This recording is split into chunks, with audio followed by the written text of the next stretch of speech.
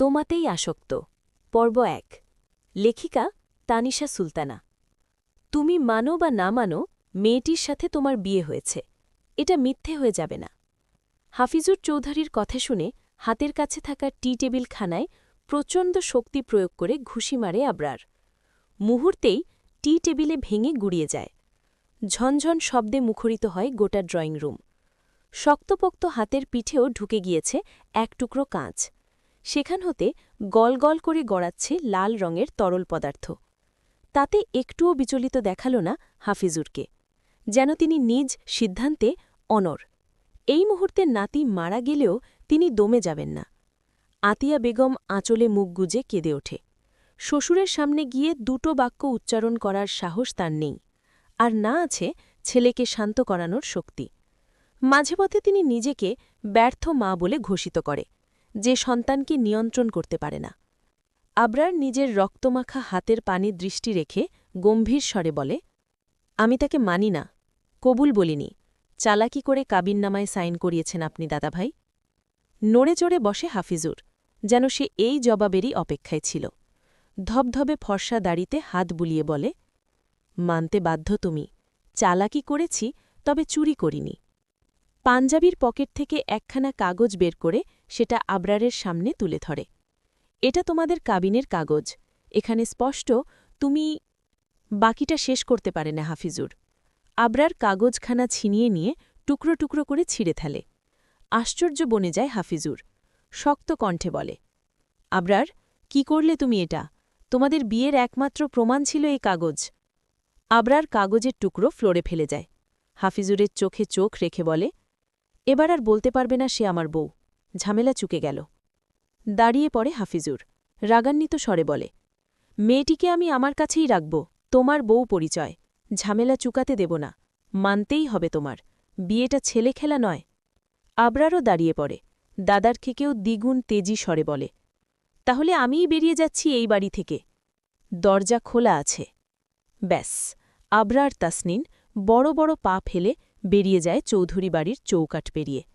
একবার পেছন ফিরে তাকালে হয়তো দেখতে পেত আতিয়া বেগমের ক্রন্দনরত মুখশ্রী, দাদাভাইয়ের অসহায় চোখ দুটো।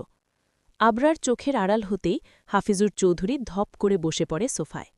এক হাত চোখের ওপর রেখে হু হু করে কেঁদে ওঠে। কলিজাখানা তার পুড়ে যাচ্ছে, বুকে ব্যথা হচ্ছে। মৃত ছেলের একমাত্র স্মৃতি ছিল কলিজার টুকরো নাতি। ছেলে গত হয়েছেন 12 বছর হবে। তখন আবরারের বয়স ছিল 9 বছর এবং অহনা ছিলেন আতিয়ার গর্ভে। সেই থেকে হাফিজুর চৌধুরী 2 হাতে আগলে রেখেছেন আবরার আর তার মা আতিয়া বেগমকে। কখনোই এতটুকু দুঃখ তাদের পেতে দেননি। চাওয়ার আগেই হাজির করেছেন প্রয়োজনীয় সকল কিছু। শুধুমাত্র ছোট ছেলের বউ বাচ্চার সুবিধা অসুবিধার কথা চিন্তা করে ঢাকার শহরে গড়েছেন বিশাল অট্টালিকা। বড় ছেলে এবং মেঝ ছেলের সাথে সম্পর্কে ছিন্ন করেছেন। আতিয়া বেগম দৌড়ে আসে শ্বশুরের নিকট, হাঁটু মুড়ে বসে পড়ে পায়ের কাছে।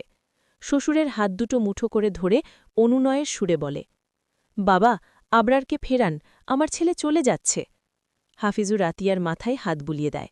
ছেলের বউকে সান্ত্বনা দেওয়ার ভাষা তার নেই, শুধু দীর্ঘশ্বাস ফেলে বলে, যেদিন তার মনে হবে আমরা তার ক্ষতি করিনি, সেই দিন ঠিক চলে আসবে তোমার ছেলে, অপেক্ষা করো বৌমা।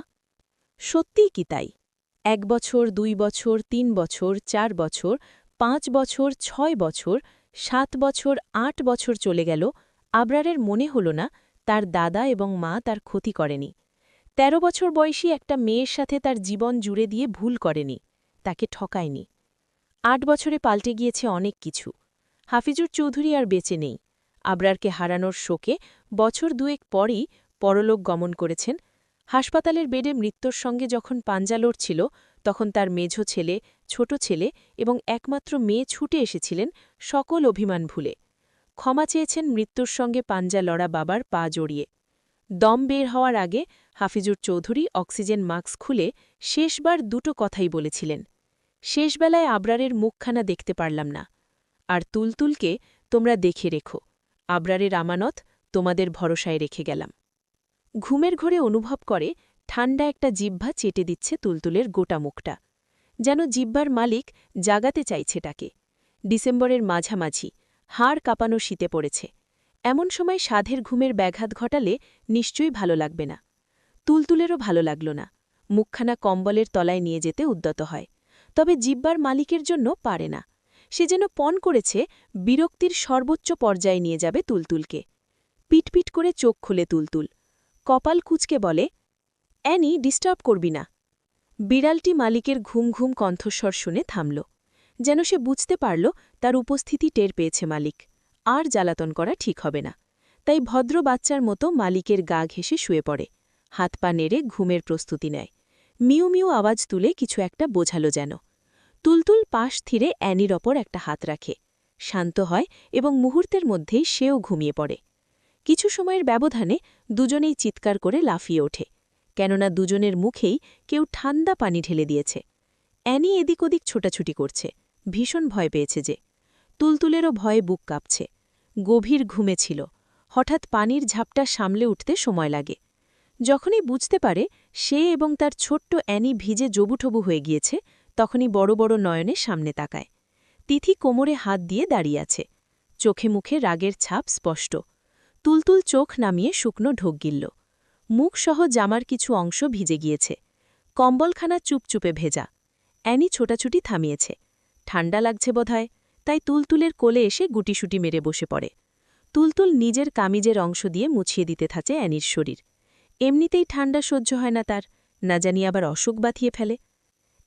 আধিক্যেতা সহ্য না তিথির, তাই মুখ বাঁকিয়ে বলে, মেলোড্রামা শেষ হলে এবার উঠুন মহারানী, অনেক কাজ পড়ে আছে, কাজগুলো শেষ করে উদ্ধার করুন আমায়। তুলতুল অ্যানির শরীরে নজর রেখেই বলে, ডাকলেই পারতে, এভাবে ভিজিয়ে কেন দিলে, এবার শুকবে এই ভেজা কম্বল তশক।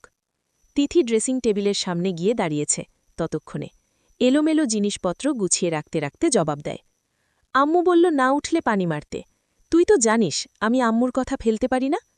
তুলতুল পাল্টা কোনো কথা বলে না, এর সাথে কথা বললে কথা বাড়বে, এক পর্যায়ে ঝগড়া লেগে যাবে, তখন বকাগুলো তারই খেতে হবে।